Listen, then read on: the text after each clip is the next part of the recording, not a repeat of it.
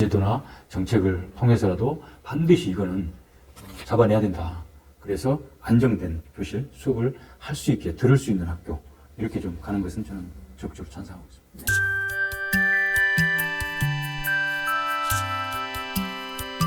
또 다음 질문 이어가겠습니다. 그 교권 침해와 관련해서 제가 이제 법률가로서 법을 좀 살펴보면 일단 아동복지법 제17조에 아동 후 정신건강 및 발달에 해를 끼치는 정서적 학대 행위 이런 부분도 5년 이하의 징역 또는 5천만 원 이하의 벌금에 처한다 이렇게 되어 있거든요. 이 물론 아동복지법은 아동한테 정서적 학대에도 끼치면 안 된다 이런 취지인 것 같은데요. 제가 궁금한 게 이 조항을 학교에서 적용을 하게 되면 선생님이 학생들을 혼내요. 근데 그 학생들이나 학부모들이 그걸 가지고 이 정서적 학대를 받았어. 이렇게 잘못하면 해석이 될 수도 있고 정서적 학대 행위라고 법문에 되어 있는데 너무 추상적 조항이 아닌가. 그리고 그렇다면 학교에서의 교육은 이 조항과 어떻게 조화를 이룰 수 있을 것인가 좀 법적으로 보완이 필요하다 이런 생각이 하나가 들었고요. 예, 또 하나는 아동학대 범죄의 처벌 등에 관한 특례법 여기에 보면 제10조에서 초중등교육법에 따른 그 학교 장 교장 선생님 말씀드리는 거고 교사 선생님들이 이런 아동학대 범죄를 알게 된 경우 또는 의심이 있는 경우에는 이 선생님들은 즉시 수사기관 등에 신고하여야 한다라고 의무 조항이 되어 있거든요. 그러면 사실은 아동학대에 의심이 든다. 이런 문제를 어떤 누군가가 문제 제기를 하면 이 조항 때문에 다 수사기관에 신고를 하고 조사를 받고 그 과정에서 선생님들이 굉장히 위축이 되고 또 학생들을 교육시킬 수도 없는 상황이 발생이 될 수 있는 조항이다. 이런 생각이 들기는 하더라고요. 선생님 생각은 어떠신가요? 전적으로 동의합니다. 지금 그게 문제가 되고 있는 거잖아요. 네. 그리고 또 하나 있습니다. 네. 지금 현재 정서적, 신체적 네. 학대 네. 이게 이제 되게 추상적이잖아요. 네. 정서적으로 나 기분 나빴어요. 이건 대단히 주관적인 건데 네. 학교에서는 일어날 수밖에 없는 일이고 네. 그리고 하나는 이제 아까 반드시 신고해야 되고 신고하면 또 반드시 출동해서 그걸 조사를 해야 돼요. 교사들이 그걸 힘들어하거든요. 네. 와서 조사받고 하는 걸 되게 힘들잖아요. 자존심도 있고 또 하나는 이게 교육적 행위가 내가 왜 당신들한테 조사받고 수사선생이 오르고 그리고 이게 화제가 되고 학부모 사이에 소문이 나지 내가 무능한 교사인가 이런 의심을 하게 만드는 네. 아주 이제 치명적인 어떤 법률들이에요. 거기에 또 하나가 뭐가 있냐면 신고 의무가 있어요. 네. 신고 의무자가 이제 학교장인데 네. 학교장은 이거를 아동 학대에 대해 인지했거나 신고를 받았을 경우는 바로 신고해야 됩니다. 학교장이. 네. 그런데 안 하게 되면 그 1,000만 원인가 과태료를 물게 돼요. 1,000만 원인가 네네네. 과태료를. 교장들은 이걸 이제 감내할 생각이 없죠. 네. 안 했다가 또 어떤 처벌받을지 모르고 또 1,000만 원도 이렇게 벌금도 받아야 되고 또 진짜로 만약에 1,000만 원이 아니라 다른 형사처벌도 받을까 봐 두려운 거예요. 그래서 네. 바로 그냥 신고를 하는 경우가 많아요. 그래서 이게 학교 내에서 조정되지 못하고 바로 신고가 되는 방식이 많이 되고 있는데 이건 어떤 대책이 정말 필요합니다. 국회의원들 만나보면 고민 많이 하더라고요. 이것 때문에. 네. 근데 정서적, 신체적 학대, 신체적 학대까지는 또 뭐 그럴지 모르겠지만 정서적 학대는 좀 이렇게 눈치만 줘도 나 상처받아서 하는 이런 게 있기 때문에 이것에 대한 대책을 저는 교육부나 책임 있는 교육청이나 이런 데서 안을 만들어야 한다고 봅니다. 지금 교사단체가 계속 그 안을 내고 있기 때문에 네. 그것에 대한 전반적인 검토하고 국회하고 이야기하면서 이걸 고쳤을 때 진짜 선의의 피해가 없는 그런 법률안들에 대한 법조인들의 노력들도 같이 들어간다고 봐요. 네. 교사들만 그 법을 이렇게 고쳐라고 한다고 해서 가능하지 않잖아요. 네. 그러나 교사들의 의견을 들어서 어떤 부분이 문제인지를 파악이 됐잖아요. 네. 그러면 그것에 대해서 어떻게 이걸 상식선에서 해결할 수 있을 건지 아주 악한 마음을 먹고 학부형들 이용하려는 것들을 좀 차단할 수 있는 법률안이 뭔지 이런 방책들은 저는 전문가들이 좀 해야 된다고 봅니다. 교사들은 던졌다고 봐요.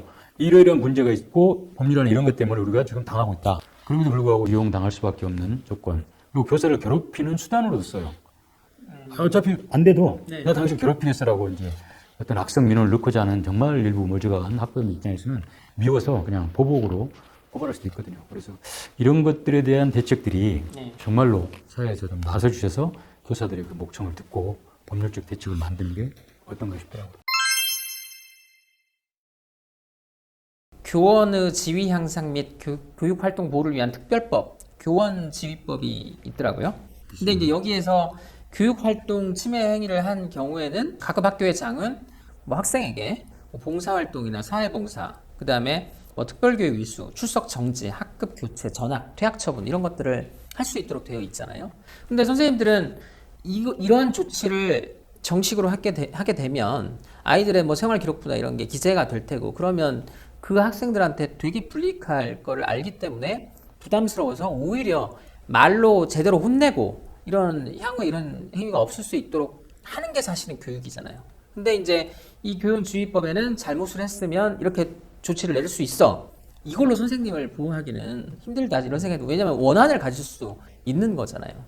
네, 제도와 장치를 좀 전혀 안 해놨다는 생각이 들어요. 예. 책임 있는 교육부나 교육청 단위에서 또는 학교장도 그렇겠지만 어쨌든 교육부나 교육청 단위에서 뭔가 이런 장치들을 해줘야 되는데 지금 뭐가 없냐면요. 징계는 할 수 있어요. 네. 뭐 대학 처분한다든가 최고는 고등학교까지는 대학까지 가능합니다. 중학교는 전학이 최고예요. 그리고는 뭐 사회봉사, 교내봉사 이런 것들이죠. 체벌은 못하게 돼 있습니다. 법적으로. 그러면 이런 걸 할 수 있어요. 근데 이거는 합니다. 지금도. 네. 잘못하면 당연히 하고 이것도 교육이니까. 네. 다만 가급적이면 감싸 안아서 해보려고 하다가 안 되면 이제 네. 이런 교육 방식을 선택을 하죠. 네. 근데 뭐가 없냐면 이제 수업 중에 혹은 생활 지도 중에 이게 말을 안 듣거나 갑자기 돌발 행동을 하거나 네. 자기들끼리 싸우거나 네. 할 때 제지할 수 있는 지침이나 규정이 없어요. 아, 지침이나 규정이 없어요. 네. 그럼 둘이 싸울 때 말릴 수도 없는 거네요. 그리고 지금 현재는 그렇게 완전히 무장 해제되어 있는 상태입니다. 이게 이제 안 돼 있어요. 그래서 결과가 난 다음에 징계를 하거나 네. 뭐 이런 건 할 수 있는데 그 전 단계가 이제 수업 중에 떠들면 크게 말하면 정서적 학대 또는 손을 만져서 끌고 나가려면 신체적 체벌 이렇게 되고 있기 때문에 또는 뭐 밖으로 방출하면 수업권 침해, 학습권 침해 이렇게 되잖아요. 다. 그래서 여기에 대한 지침과 규정들이 좀 있어야 돼요. 그거는 교사들이 만들 수 있는 게 아니고요. 교육부나 국가단위, 시교육청이나 이런 데서 사실은 좀 만들어줘야 되거든요. 그런 지침들을. 교육활동 보장을 위한 지침 혹은 교육활동 보장을 위한 규정들을 마련해줘야 돼요. 그래서 그걸 교육부나 책임 있는 국가단위에서 책임을 져줘야 교사들이 그렇게 싸웠거나 혹은 수업을 안 하거나 또는 잠을 자거나 애들 깨울 때 깨우고 그리고 계속 큰 소리를 치면 밖으로 내보낼 수 있고 이래야 온전하게 다른 아이들의 수업권을 보장받을 수 있는 거잖아요. 그러니까 예를 들어서 두 학생이 싸우는데 어떤 규정이 있어서 어떤 학생이 폭력을 썼을 때 그거를 정당하게 뭐 그 상처를 안 입히는 상태에서 제압을 할 수 있고 이렇게 할 수 있도록 하는 규정이라든가 아니면 말을 안 듣고 다른 학생들의 교육 활동을 방해하는 경우에 내보낼 수 있거나 제지할 수 있거나 경고를 주거나 이렇게 구체적인 행동 지침이 나와야 다른 학생들도 선생님의 그 행위에 대해서 정당성을 부여하고 잘한 행동이 될 수 있는데 그 기준이나 규정이 전혀 없는 상태네요. 그게 이제 없이 알아가니까 대부분 해요. 그렇다고 안 하지 않습니다. 싸우고 있는데 교사들이 나 무기가 없으니 가만히 있을래. 이게 아니에요. 다 합니다. 근데 하면서 사고가 나는 거예요. 적극적으로 말렸을 때 보통의 상식을 가진 학부모들은 대부분의 학부모들은 그걸 용인해주고 그리고 좋은 교육적 조치를 취했다고 해줘요. 근데 정말로 특별한 학부모들을 만나는 경우에는 왜 우리 애만 잡아가지고 저희가 우리 애를 때리게 만들었다든가 또는 우리 애를 밖으로 빼냈다. 우리 애를 가해자로 만들었다. 이런 식의 이제 논란이 되게 만드는 거죠. 이것의 교육 활동을 하는 과정에서 발생하는 교사들이 가질 수 있는, 제지할 수 있는 혹은 이거를 교육적으로도 지도할 수 있는 이런 지침이나 규정들은 법률이 아니어도 지금의 법률에서도 충분히 가능하거든요. 근데 그것을 지금까지도 책임 있는 단위들이 안 해준 거예요. 그러니까 교사들이 상당히 외로운 상태로 지금까지 교육 활동을 해온 거죠. 그리고 저는 뭐 그 생각도 들더라고요. 만약에 부당하게 그렇게 이제 뭐 신고를 당하고, 근데 이제 알고 봤더니 아까 선생님 말씀하신 대로 대부분은 억울한 사안이죠. 그럼 그 억울함을 해결하기 위해서 본인은 또 변호사 선임을 해야 될 수도 있고 수많은 비용이 들어갈 수 있잖아요. 그런 사안인 경우에는 그 비용을 보전을 해줘야 맞는 거라고 생각이 들거든요. 억울한 사안인데 그걸 본인 비용 들여서 많은 비용을 들여서 그걸 진행을 했는데 그 다음에 억울하면 됐네. 뭐 억울함이 밝혀졌네. 그런데 그 비용이나 또는 마음의 상처를 고스란히 본인이 안고 가야 된다라든가 또 그 억울함을 보상받기 위해서 그 문제 제기를 한 학생 부모를 상대로 또 별개의 소송을 해야 되고 그것도 역시 비용이 들어가고 그것도 보전받는다는 보장이 없는 거고 그런 문제들이 있을 수 있겠더라고요.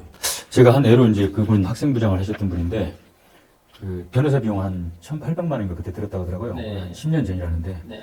그때 이제 성희롱 교사로 갔어요. 무죄를 받았어요, 결국은. 네. 그러니까 이 팔, 여름에는 이제 이렇게 반팔이라고 해야 되나? 근데 이제 야단을 치면서 임마 똑바로 해 이렇게 했는데 이제 이 살이 맞은 거죠. 네. 그래서 이제 그걸 가지고 성희롱으로 고발했어요. 네. 그래서 그걸 이제 한동안 이제 재판을 받아서 결국 이제 무죄가 나왔는데 그게 아마 1,800만 원. 이런 사례들이 꽤 많습니다. 억울하게 교육활동 과정에서 오해나 혹은 다른 악의적인 마음을 가진 학부형 학생들에 의해서 이제 이렇게 고소를 당하거나 했을 경우 뭔가 국가가 제도적으로 좀 보호해 주는 게 필요하거든요. 제도나 정책을 통해서라도 반드시 이거는 잡아내야 된다. 그래서 안정된 교실 수업을 할 수 있게 들을 수 있는 학교 이렇게 좀 가는 것은 저는 적극적으로 찬성하고 있습니다.